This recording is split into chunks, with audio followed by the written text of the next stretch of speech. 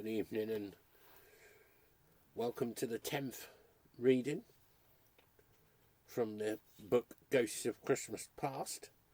This is the 12th story in the book and it's by Jerome K. Jerome, The Ghost of the Blue Chamber. Now let me just see what what's her name says. That's Jolly Ken Jerome, with those as foppish as Jolly. In his Christmas entertainment, The Ghost of the Blue Chamber, the Phantom likes to tempt boozers and strangle carol singers. Like many such collections, this one is a strange come-all-ye of authors, like a hobbyist's convention or the cast list for an Agatha Christie mystery. Now, so we read Ghost of the Blue Chamber by Jerome K. Jerome. Right. The Ghost of the Blue Chamber, my uncle's story. I don't want to make you fellows nervous, began my uncle, in a peculiarly impressive, not to say blood-curdling tone of voice. And if you would rather that I did not mention it, I won't. But, as a matter of fact, this very house in which we are now sitting is haunted. You don't say that, exclaimed Mr. Coombs. What's the use of your saying I don't say it when I have just said it, retorted my uncle somewhat pettishly. You do talk so foolishly. I tell you the house is haunted. Regularly on Christmas Eve, the Blue Chamber, they called the room next to the nursery the Blue Chamber, at my uncle's, most of the toilet service being of that shade, is haunted by the ghost of a simple man, a man who once killed a Christmas waite with a lump of coal. How did he do it? Asked Mr. Coombs with eager anxiousness. Was it difficult? I do not know how he did it, replied my uncle. He did not explain the process. The waite had taken up a position just inside the front gate and was singing a ballad. It is presumed that when he opened his mouth for B flat, the lump of coal was thrown by the simple man from one of the windows, and that it went down the waite's throat and choked him. You want to be a good shot, but it is certainly worth trying, murmured Mr. Coombs thoughtfully. But that was not his only crime, alas, added my uncle. Prior to that, he had killed a solo cornet player. No, is that really a fact? Exclaimed Mr. Coombs. Of course it's a fact, answered my uncle testily.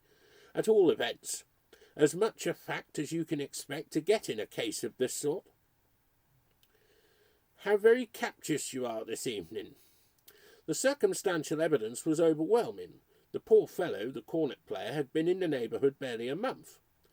Old Mr. Bishop, who kept the Jolly Sandboys at the time, and from whom I had the story, said he had never known a more hard-working and energetic solo cornet player. He, the cornet player, only knew 2 tunes, but Mr. Bishop said that the man could not have played with more vigour or for more hours in a day if he had known 40. The 2 tunes he did play were Annie Laurie and Home Sweet Home, and as regarded his performance of the former melody, Mr. Bishop said that a mere child could have told what it was meant for. This musician, this poor friendless artist, used to come regularly and play in this street just opposite for 2 hours every evening. One evening he was seen, evidently in response to an invitation, going into this very house, but was never seen coming out of it. Did the townsfolk try offering any reward for his recovery? Asked Mr. Coombs. Not a halfpenny, replied my uncle. Another summer, continued my uncle, a German band visited here, intending, so they announced on their arrival, to stay till the autumn. On the second day from their arrival, the whole company, as fine and healthy a body of men as one could wish to see, were invited to dinner by this simple man, and, after spending the whole of the next 24 hours in bed, left the town a broken and dyspeptic crew. The parish doctor who had attended them, given it as his opinion that it was doubtful if they would, any of them, be fit to play an air again. You don't know the recipe, do you?" asked Mr. Coombes. "Unfortunately, I do not," replied my uncle. "But the chief ingredient was said to have been railway refreshment room pork pie." "I forget the man's other crimes," my uncle went on. "I used to know them all at one time, but my memory is not what it was. I do not, however, believe I am doing his memory an injustice in believing that he was not entirely unconnected with the death and subsequent burial of a gentleman who used to play the harp with his toes, and that neither was he altogether unresponsible for the lonely grave of an unknown stranger who had once visited the neighbourhood, an Italian peasant lad, a performer upon the barrel organ. Every Christmas Eve," said my uncle, cleaving with low impressive tones the strange awed silence that, like a shadow, seemed to have slowly stolen into and settled down upon the room, "the ghost of this sinful man haunts the Blue Chamber, in this very house. There from midnight until cock-crow, amid wild muffled shrieks and groans and mocking laughter and the ghostly sound of horrid blows, it does fierce phantom fight with the spirits of the solo cornet player and the murdered wait, assisted at intervals by the shades of the German band, while the ghost of the strangled harpist plays mad ghostly melodies with ghostly toes on the ghost of a broken harp." Uncle said the Blue Chamber was comparatively useless as a sleeping apartment on Christmas Eve. "Hark!" said Uncle, raising a warning hand towards the ceiling while we held our breath and listened. "Hark! I believe they are at it now, in the Blue Chamber." The Blue Chamber. I rose up and said that I would sleep in the Blue Chamber. Before I tell you my own story, however, the story of what happened in the Blue Chamber, I would wish to preface it with a personal explanation. I feel a good deal of hesitation about telling you this story of my own. You see, it is not a story like the other stories that I have been telling you, or rather that Teddy Biffles, Mr. Coombes and my uncle have been telling you. It is a true story. It is not a story told by a person sitting round a fire on Christmas Eve, drinking whisky punch. It is a record of events that actually happened. Indeed, it is not a story at all, in the commonly accepted meaning of the word. It is a report. It is, I feel, almost out of place in a book of this kind. It is more suitable to a biography or an English history. There is another thing that makes it difficult for me to tell you this story, and that is that it is all about myself. In telling you this story, I shall have to keep on talking about myself, and talking about ourselves is what we modern-day authors have a strong objection to doing. If we literary men of the new school have one praiseworthy yearning more ever-present to our minds than another, it is the yearning never to appear in the slightest degree egotistical. I myself, so I am told, carry this coyness, this shrinking reticence concerning anything connected with my own personality, almost too far, and people grumble at me because of it. People come to me and say, "Well now, why don't you talk about yourself a bit? That's what we want to read about. Tell us something about yourself." But I have always replied, no. It is not that I do not think the subject an interesting one.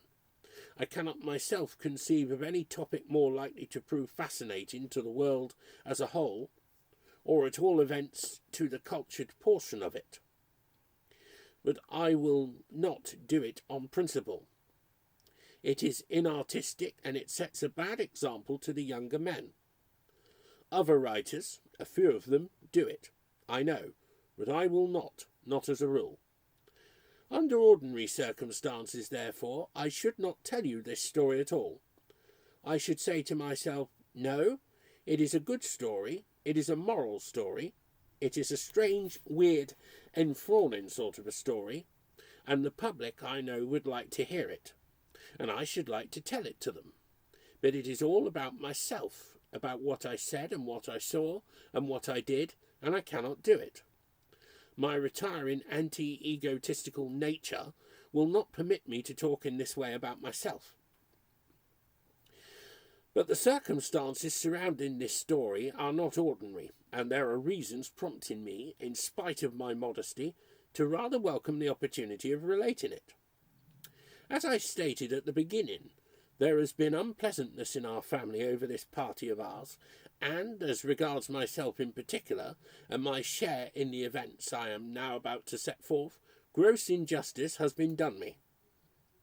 As a means of replacing my character in its proper light, of dispelling the clouds of calumny and misconception with which it has been darkened, I feel that my best course is to give a simple, dignified narration of the plain facts, and allow the unprejudiced to judge for themselves. My chief object, I candidly confess, is to clear myself from unjust aspersion. Spurred by this motive, and I think it is an honourable and a right motive, I find I am enabled to overcome my usual repugnance to talking about myself, and can thus tell my own story. As soon as my uncle had finished his story, I, as I have already told you, rose up and said that I would sleep in the Blue Chamber that very night. "Never!" cried my uncle, springing up. "You shall not put yourself in this deadly peril. Besides, the bed is not made." "Never mind the bed," I replied. "I have lived in furnished apartments for gentlemen, and have been accustomed to sleep on beds that have never been made from one year's end to the other. Do not thwart me in my resolve. I am young, and have had a clear conscience now for over a month. The spirits will not harm me. I may even do them some little good, and induce them to be quiet and go away. Besides, I should like to see the show." Saying which, I sat down again.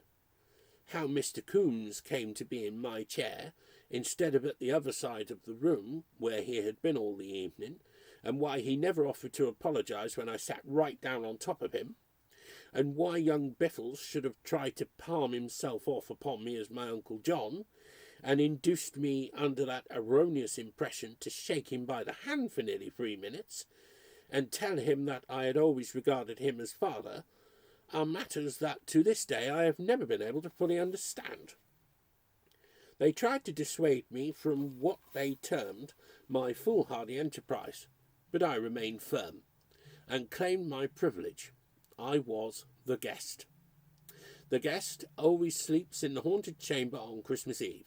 It is his perquisite. They said that if I put it on that footing, they had of course no answer, and they lighted a candle for me, and accompanied me upstairs in a body. Whether elevated by the feeling that I was doing a noble action, or animated by a mere general consciousness of rectitude, is not for me to say, but I went upstairs that night with remarkable buoyancy. It was as much as I could do to stop at the landing when I came to it. I felt I wanted to go up on up to the roof, but with the help of the banisters, I restrained my ambition, wished them all good night, and went in and shut the door. Things began to go wrong with me from the very first. The candle tumbled out of the candlestick before my hand was off the lock. It kept on tumbling out of the candlestick, and every time I put it up and put it in, it tumbled out again. I never saw such a slippery candle. I gave up attempting to use the candlestick at last, and carried the candle about in my hand, and even then it would not keep upright. So I got wild and threw it out of window, and undressed and went to bed in the dark. I did not go to sleep. I did not feel sleepy at all. I lay on my back, looking up at the ceiling, and thinking of things. I wish I could remember some of the ideas that came to me as I lay there, because they were so amusing. I laughed at them myself till the bed shook. I had been lying like this for half an hour or so, and had forgotten all about the ghost, when, on casually casting my eyes round the room, I noticed for the first time a singularly contented-looking phantom, sitting in the easy-chair by the fire, smoking the ghost of a long clay pipe. I fancied for the moment, as most people would under similar circumstances, that I must be dreaming. I sat up and rubbed my eyes. No, it was a ghost, clear enough. I could see the back of the chair through his body. He looked over towards me, took the shadowy pipe from his lips, and nodded. The most surprising part of the whole thing to me was that I did not feel in the least alarmed. If anything, I was rather pleased to see him. It was company. I said, "Good evening. It's been a cold day." He said he had not noticed it himself, but dared say I was right. We remained silent for a few seconds, and then, wishing to put it pleasantly, I said, "I believe I have the honour of addressing the ghost of the gentleman who had the accident with the weight." He smiled and said it was very good of me to remember it. One weight was not much to boast of, but still every little helped. I was somewhat staggered at his answer. I had expected a groan of remorse. The ghost appeared, on the contrary, to be rather conceited over the business. I thought that as he had taken my reference to the weight so quietly, perhaps he would not be offended if I questioned him about the organ grinder. I felt curious about that poor boy. "Is it true," I asked, "that you had a hand in the death of that Italian peasant lad who came to the town once with a barrel organ that played nothing but Scotch airs?" He quite fired up. "Had a hand in it?" he exclaimed indignantly. "Who has dared to pretend that he assisted me? I murdered the youth myself. Nobody helped me. Alone I did it. Show me the man who says I didn't." I calmed him. I assured him that I had never, in my own mind, doubted that he was the real and only assassin, and I went on and asked him what he had done with the body of the cornet player he had killed. He said, "To which one may you be alluding?" "Oh, were there any more then?" I inquired. He smiled and gave a little cough. He said he did not like to appear to be boasting, but that, camped in trombones, there were 7. "Dear me," I replied, "you must have had quite a busy time of it, one way and another." He said that perhaps he ought not to be the one to say so, but that really, speaking of ordinary middle society, he thought there were few ghosts who could look back upon a life of more sustained usefulness. He puffed away in silence for a few seconds while I sat watching him. I had never seen a ghost smoking a pipe before that I could remember, and it interested me. I asked him what tobacco he used, and he replied, "The ghost of cut Cavendish, as a rule." He explained that the ghost of all the tobacco that a man smoked in life belonged to him when he became dead. He said he himself had smoked a good deal of cut Cavendish when he was alive, so that he was well supplied with the ghost of it now. I observed that it was a useful thing to know that, and I made up my mind to smoke as much tobacco as ever I could before I died. I thought I might as well start at once, so I said I would join him in a pipe, and he said, "Do, old man." And I reached over and got out the necessary paraphernalia from my coat pocket and lit up. We grew quite chummy after that, and he told me all his crimes. He said he had lived next door once to a young lady who was learning to play the guitar, while a gentleman who practised on the bass viol lived opposite. And he, with fiendish cunning, had introduced these 2 unsuspecting young people to one another, and had persuaded them to elope with each other against their parents' wishes, and take their musical instruments with them. And they had done so, and, before the honeymoon was over, she had broken his head with the bass viol, and he had tried to cram the guitar down her throat and had injured her for life. My friend said he used to lure muffin men into the passage, and then stuff them with their own wares till they burst and died. He said he had quieted 18 that way. Young men and women who recited long and dreary poems at evening parties, and callow youths who walked about the streets late at night playing concertinas, he used to get together and poison in batches of 10, so as to save expense. And park orators and temperance lecturers he used to shut up 6 in a small room with a glass of water and a collection box apiece, and let them talk each other to death. It did one good to listen to him. I asked him when he expected the other ghosts, the ghosts of the wait and the cornet player, and the German band that Uncle John had mentioned. He smiled and said they would never come again, any of them. I said, why? Isn't it true, then, that they meet you here every Christmas Eve for a row? He replied that it was true. Every Christmas Eve for 25 years had he and they fought in that room, but they would never trouble him nor anybody else again. One by one had he laid them out, spoilt and utterly useless for all haunting purposes. He had finished off the last German band ghost that very evening, just before I came upstairs, and had thrown what was left of it out through the slit between the window sashes. He said it would never be worth calling a ghost again. I suppose you will still come yourself as usual, I said. They would be sorry to miss you, I know. Oh, I don't know, he replied. There's nothing much to come for now, unless, he added kindly, you are going to be here. I'll come if you will sleep here next Christmas Eve. I have taken a liking to you, he continued. You don't fly off, screeching, when you see a party, and your hair doesn't stand on end. You've no idea, he said, how sick I am of seeing people's hair standing on end. He said it irritated him. Just then a slight noise reached us from the yard below, and he started and turned deathly black. You are ill, I cried, springing towards him. Tell me the best thing to do for you. Shall I drink some brandy and give you the ghost of it? He remained silent, listening intently for a moment, and then he gave a sigh of relief and the shade came back to his cheek. It's all right, he murmured.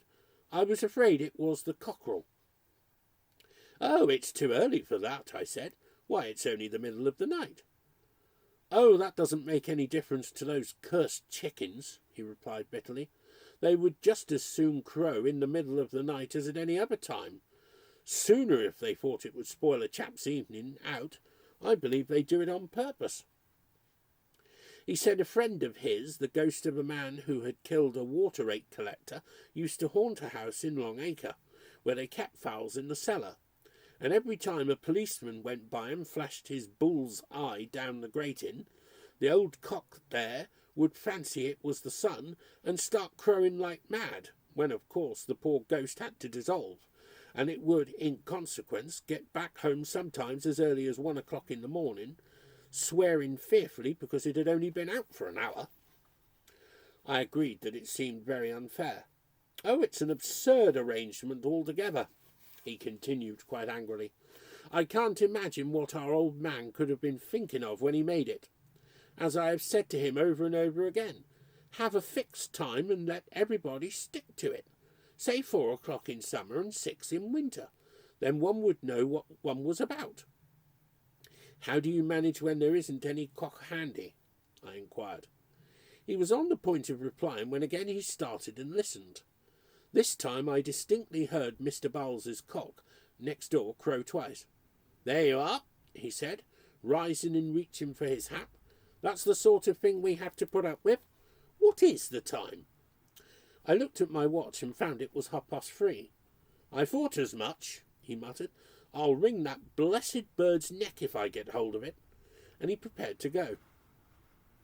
If you can wait half a minute, I said, getting out of bed, I'll go a bit of the way with you.